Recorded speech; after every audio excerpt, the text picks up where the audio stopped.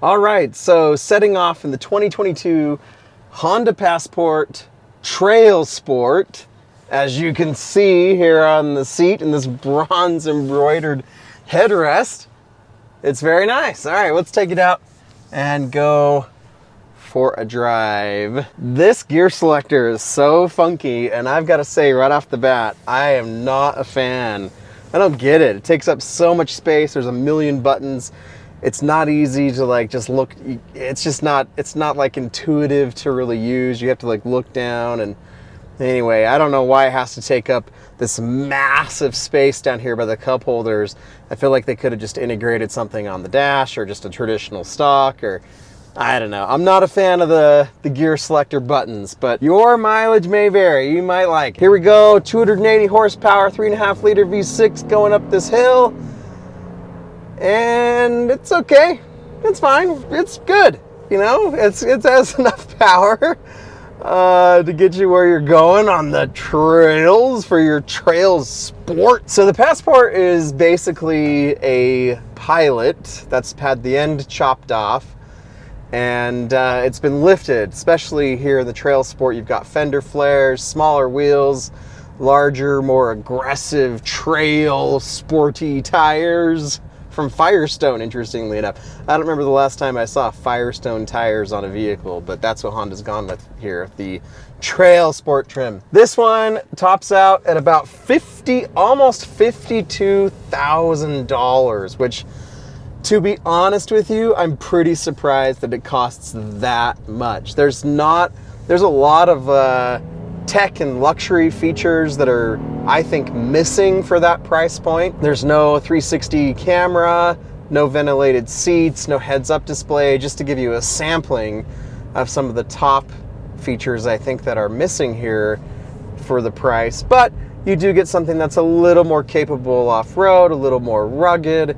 You know, if you're hitting some light trails with your hiking or camping gear or whatever, then you're probably going to find a lot to like here with the Passport Trailsport. And it looks pretty cool. Like, Honda's done an awesome job with the redesign on the exterior, especially the front end. I think looks awesome. The front grille looks cool. I like the Trailsport badge. Like, it kind of gives it a more emotional appeal.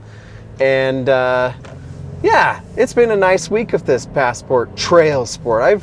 I've driven it a lot. I've put 230 miles on this thing, and it's been really enjoyable. So one thing I wish it did have that would maybe make it feel a little more SUV-ish and less like its Odyssey counterpart would be just to have a taller, larger center console for your armrest. These armrests are comfortable and they're fine, but at the same time, they do feel a little flimsy, and your arm just kind of hangs off the side there. And if you want to hold hands with your spouse or whoever's with you, you know, it's kind of hard to like reach over there. One thing about this car that has really surprised me is how wide it is. Like this, I feel like this feels like immensely wide to me. Our Kia Telluride, which isn't like a direct competitor, but it's not that far off. It's definitely not this wide. This is like surprisingly wide. And like the windshield, I don't remember the last time I was in a car with the windshield that was like so big. And so it feels very like wide and girthy in here. I don't know if I can even say that, but it feels that way. But it's very spacious. So it handles well. Like it's pretty responsive. It also has a traditional parking brake where you just push down with your foot. I haven't, outside of like the trucks I've been in, I haven't seen one of those in a long time.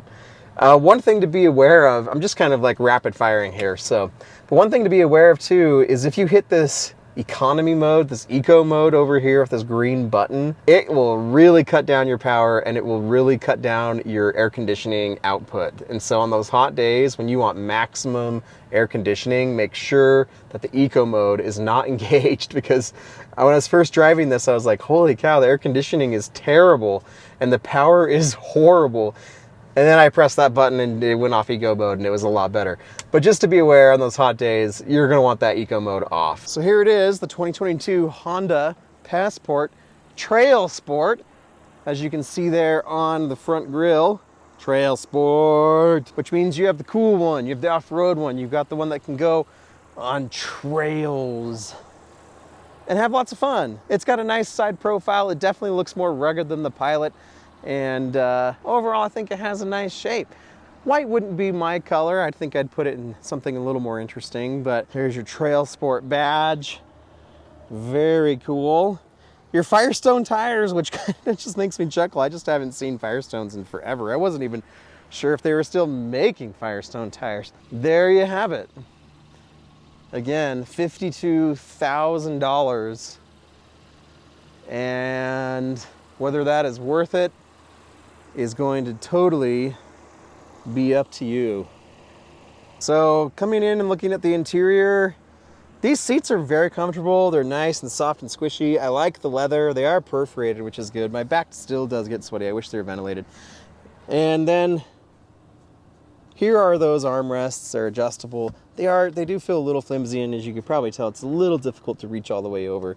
You do have this nice large cubby, which someone had spilled. That wasn't me. It was like that when I got it, but big cubby. You can put lots of stuff in there, bags, whatever. Yeah, overall, it's a pretty nice place to spend time and cruise on the freeway. So a couple other things just to point out. This has such an interesting dash. Like, you have two analog gauges for the fuel and the temperature on the left and right side, but then you have this center screen where you just have the RPMs up there at the top on the sliding scale, and then you've got your miles per hour and the gear indicator down below. And it's kind of interesting design. It's not really my favorite, if I'm being honest with you. I don't know, it's just kind of just a weird design. And again, no head-up display here. You do have a decently nice screen, and it looks sharp, and the camera looks good. But I can show you here. Here we go. Put it into reverse.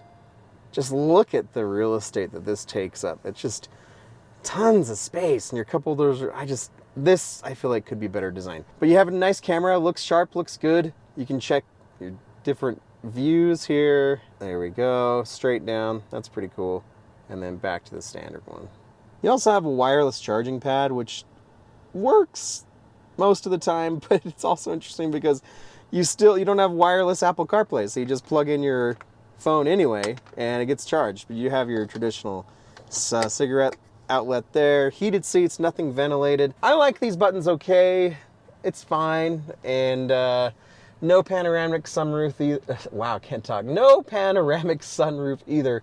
You do have these shades in the back, which is good, and considering just how much of a greenhouse, I mean, I don't know if you can really get this on camera, but holy cow, this windshield is so big. Coming into the rear, you have so much cargo space. It's wild, like tons. And then if you fold down that second row, you've got even more. It's just amazing. Press this button, lift up on this. You have even more space for all your secret treats you don't want the kids to know about. You got your outlet back here. You can hit this button, the seats will fold down. And overall, a very spacious place to fit all your family cargo, your groceries, Costco runs, whatever you can think of. So there you have it. All right, so here's my final impressions as I release the foot parking brake. There's just some funny quirks about this car. All right, so hit the drive button down here. Boom. And we are off. Okay, so my final thoughts on the 2022 Honda Passport Trailsport. This is a lot of money for a Passport, and there's some things that are good, there's some things that are drawbacks. I think it is a little short on features for the price, but if you're looking for something with a ton of cargo room that's very practical, that you can fit your gear, your cargo, your camping equipment, whatever, all in the back, and have your kids or your passengers comfortable while getting pretty decent gas mileage, and you can go on some like mild trails.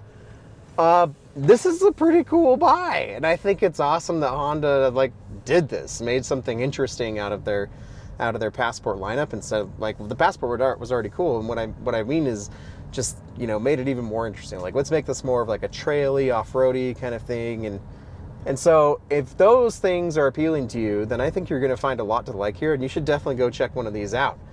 I've been doing mostly highway driving, and I've been averaging 22.8 miles to the gallon.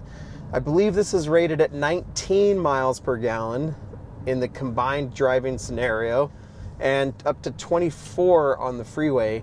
And so 22.8, mostly freeway. That's about maybe what I'd expect for the amount of, I haven't really done much city driving. Well, I mean, I have, but it's probably been like 70 or 80% has been on the highway over the last 230 miles that I've been in this thing. So not bad fuel economy, especially today when gas is so expensive.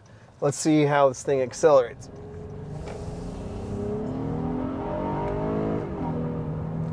Yeah, I mean, it's great. It's plenty of power for what you're doing.